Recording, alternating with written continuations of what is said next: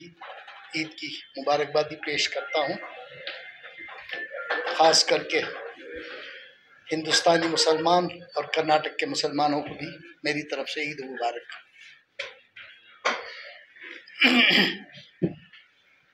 अभी अभी जनाब उबैदुल्लाह शरीफ साहब ने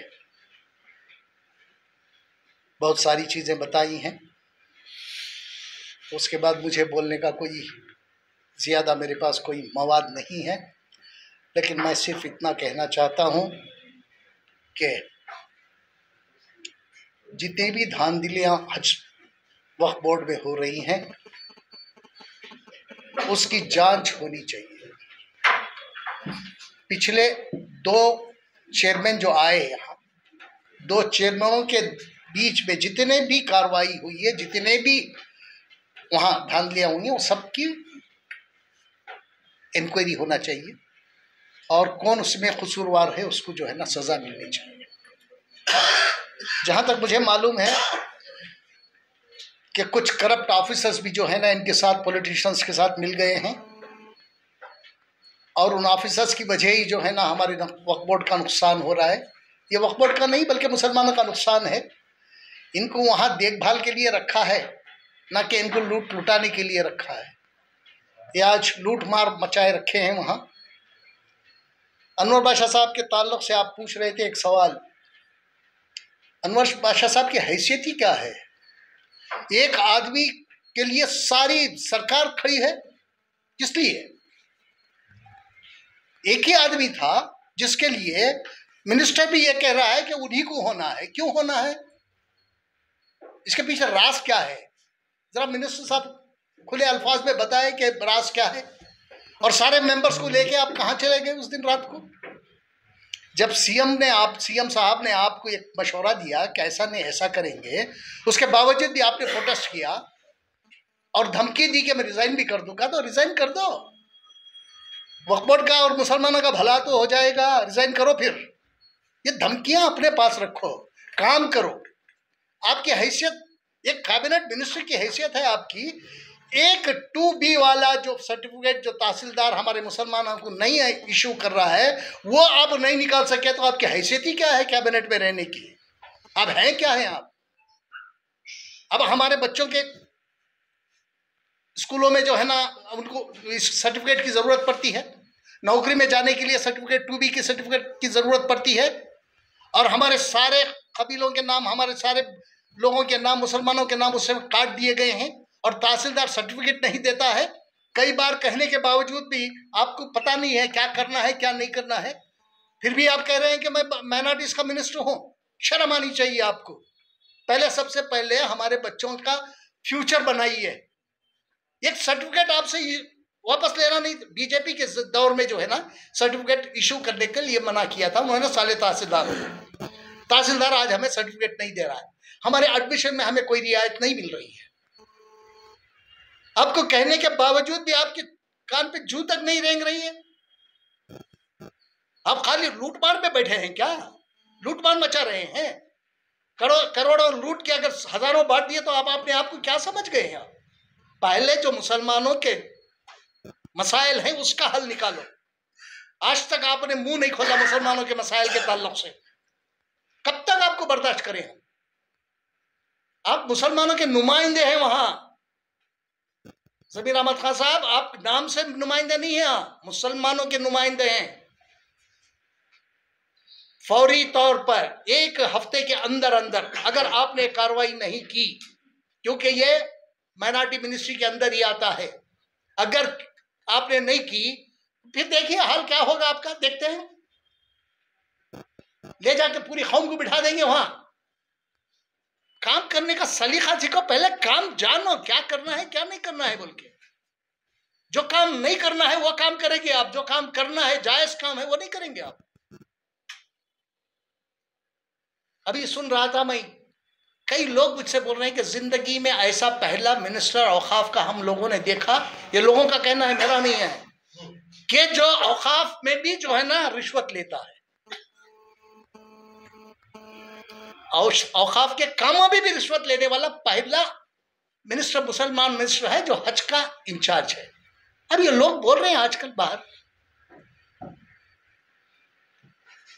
आपको सबसे पहले मसाइलों का हल निकालना है, मसलों की तरफ आपको देखना है सबसे पहले। हमारा कोई मसला सरकार बनने के बाद 2.5 साल हो रहे हैं, आज तक हमारा कोई भी मसला हल नहीं हुआ। तो तुम्हारी जरूरत ही क्या है वहां बैठने की? जब आप मसलों का हल नहीं निकाल सकते तो आपकी जरूरत क्या है वहां? क्या मुसलमानों के वोट ऐसे ही हैं क्या? चाहे देखिए, यहाँ चाहे AICC हो जाए, यहाँ चाहे सिद्धरामैया जी हो जाए, कोई भी हो जाए, जब हमारा काम नहीं करेंगे हम उनके खिलाफ जाएंगे, हम तो छोड़ेंगे नहीं। इसका क्या मतलब है? जब हमारे वोट की जरूरत है तो आप वोटों के लिए हर चीज की ये देते हैं, हमें कह देते हैं कि हम ये काम कर देंगे, वो काम कर देंगे। आज तक हमारा कोई काम नहीं हुआ, कब तक हम इंतजार करें? हमारे बच्चों के फ्यूचर का सवाल है, हमारे मसाजिदों का सवाल है ना। आज तक ना इसके ऊपर कोई भी मुसलमानों के मसाइल पे काम किया। 5-5 साल हो गए, हमारे बच्चे जेलों में हैं और आप मजे लूट रहे हैं। 2 नुमाइंदों की जरूरत है। 2 नुमाइंदे की जरूरत ही क्या है हमें? जब आप कुछ नहीं कर सकते तो आपको रहने का भी हक नहीं है वहां। अब रहा वक्फ बोर्ड में जिन लोगों का इंतखाब इन्होंने किया है, 3 लोगों का जो नॉमिनेट किए हैं, एक शिया मौलाना है, एक हमारे नहीं बोले, शिया मौलाना एक है और खालिद साहब एक है। खालिद साहब क्या है भाई? जिस एक्ट के तहत, जिस सेक्शन के तहत इनको जो नॉमिनेट किया गया है, उसी सेक्शन में इनको हाईकोर्ट ने इनको ये किया है, डिसमिस किया है, इनको डिस्क्वालीफाई किया है।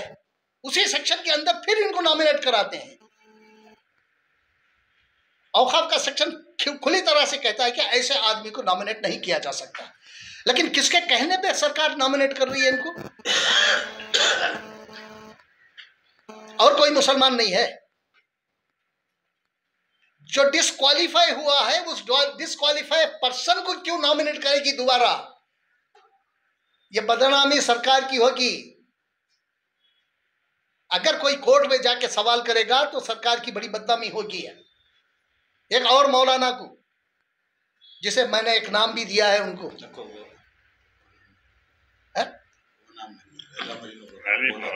मौलाना जो है ना, उनकी अभी दास्तान आने जा रही है। अभी मैं हमारे मुस्लिम पर्सनल बोर्ड के चेयरमैन को मैंने चिट्ठी लिख रही, आज शायद चली जाएगी चिट्ठी। उसमें हमने डिमांड किया है कि फौरी तौर पर जो मौलाना हमारे कर्नाटक के वक्फ बोर्ड में उनको नॉमिनेट किए हैं, उनको फौरी तौर पर मुस्लिम पर्सनल बोर्ड की रुकनियत से उनको खारिज करो, हटाओ फौरी तौर पर। अगर नहीं हटाने की सूरत में हम जो है ना उस मौलाना के खिलाफ पूरी तरह से एहतजाज करेंगे और उस मौलाना की दास्तान सुनाएंगे। अभी रमजान है इसलिए हम खामोश हैं। रमजान के बाद मौलाना का असली नाम है ना, सबको मालूम है। नहीं, सबको मालूम है, नामजद किया हुआ मौलाना। जब नामजदी होती है किस मौलाना की, एक तो हमने बता दिया आपको, लेकिन ऐसे लोगों को आप नॉमिनेट कर रहे हैं और दूसरे आधारों में मुसलमानों के कौन से लोग हैं भाई, यह बताइए। आप लोग जानते भी हैं, गुंडे बदमाश, उनको सरकारी प्रोटोकॉल दिया जा रहा है सरकार की तरफ से गुंडे बदमाशों को। सरकार का यह काम होना नहीं चाहिए। सरकार जिसको चाहिए उसको प्रोटोकॉल नहीं दे सकती, गुंडे बदमाशों को प्रोटोकॉल दे रही है आज सरकार। जो हज कमेटी में जो नॉमिनेट हुआ है चेयरमैन, उसकी हालत, उसकी ये क्या है, असलियत क्या है, आप लोग जानते हैं। एक नंबर का फ्रॉड है ये। रमजान ईद खत्म होने दीजिए, उसके बाद ये सब लाते हैं। अच्छे लोगों को लाओ, लोग तारीफ करें कि भाई ये जिस जगह भी लाए हैं, जिसको भी सदर बनाया है, जिसको भी चेयरमैन बनाया है, वो काबिल है उसके। लोग तारीफ करना चाहिए। ये नहीं अपने पट्टुओं को, अपने साथ फिरने वालों को, अपने साथ अपनी जयकारा लगाने वालों को आप ले जाके जो है ना रिलीजियस इंस्टीट्यूशन में मुसलमानों के वो भी आप बिठा रहे हैं। कब तक? रहा मामला जैसे कि हमारे इन्होंने कहा, उबैदुल्ला शरीफ साहब ने कहा कि जो चित्रदुर्गा का मामला है, देखिए आप, मैंने नसीर अहमद साहब से खुल कर कहा, नसीर अहमद साहब का मेरे पास 2-3 मरतबा फ़ोन आया, मैंने उनसे खुलकर कहा देखिए आप इलेक्शन करा लीजिए, आप किसी को भी चेयरमैन बनाइएगा, ये मेरा कोई ये नहीं है, आप करिएगा, लेकिन 15 तारीख से पहले सर्वे नंबर 24, 25, 23, 24, 25, सर्वे नंबर 11 और सर्वे नंबर 14 का ये कराइए, सर्वे कराइए, उसके बाद आप किसी को भी बना लीजिए, हमारा मतलब नहीं है। मैंने खुल के कहा उनको, उन्होंने मुझे एक मैसेज भी भेजा, ये 13 तारीख का मैसेज था, 13 तारीख को नसीर साहब एक मैसेज भेज रहे हैं, उसमें वो कह रहे हैं कि हमने मिनिस्टर से बात कर ली है, मिनिस्टर्स को इंस्ट्रक्शंस दे दिए हैं, चीफ सेक्रेटरी रेवेन्यू सेक्रेटरी को इंस्ट्रक्शन दे चुका है, वो फौरी तौर पर सर्वे कराएंगे। ये मैसेज मेरे पास है उनका, ये 13 तारीख का मैसेज है। Instruction have already been issued by the chief secretary to survey the same land, जो हमने डिमांड की थी उसके, लेकिन आज तक सर्वे नहीं हुआ। नसीर अहमद साहब, आप क्या बताना चाहते हैं? जब आपने मिनिस्टर ने इंस्ट्रक्शंस दे दिए तो मिनिस्टर के इंस्ट्रक्शन कैरी क्यों नहीं हुई अब तक? तो इसका यह मतलब हुआ कि आप बहुत कमजोर हैं। ऑफिसर जब आपके इंस्ट्रक्शंस नहीं ले रहे हैं तो इसका यह मतलब हुआ कि ऑफिसर्स आपसे ज्यादा ताकतवर हैं, आपको काम लेना नहीं आता, सरकार चला रहे हैं, आपको काम लेना नहीं आता। किसी भी ऑफिसर की इतनी हिम्मत कि मिनिस्टर के इंस्ट्रक्शन को ये करे, इग्नोर करे। ये 13 तारीख का है, आज कितने तारीख हो गए भाई? क्यों नहीं हुआ? 15 तारीख से पहले की बात हुई थी, 25 तारीख हो गए, खामोश क्यों हैं आप?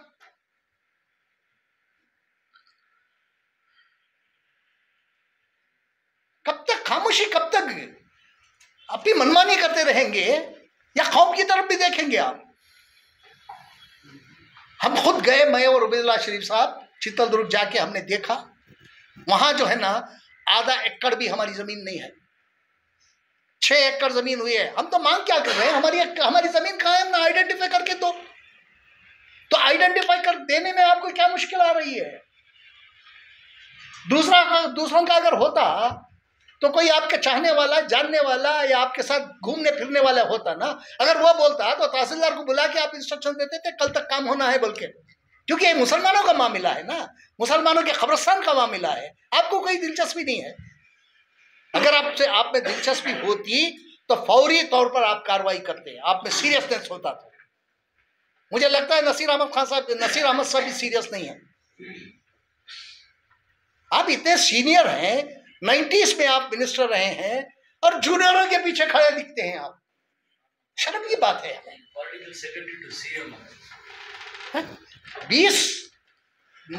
90 में आप मिनिस्टर, आप नजर आते हैं सीनियर्स, जूनियर्स के पीछे खड़े नजर आते हैं आप।